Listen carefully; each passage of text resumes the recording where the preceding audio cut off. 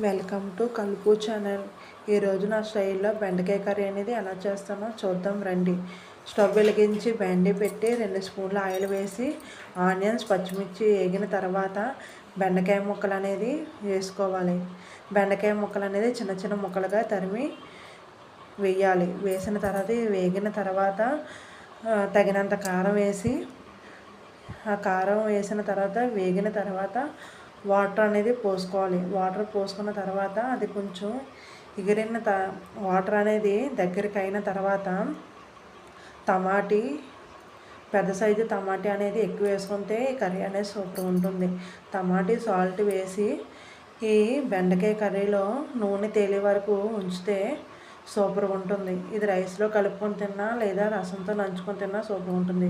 పిల్లలకి బెండకాయ కర్రీ అనేది పెడితే చాలా మంచిది. ఈ వీడియో నచ్చితే లైక్ చేయండి, షేర్ చేయండి, కామెంట్ చేయండి.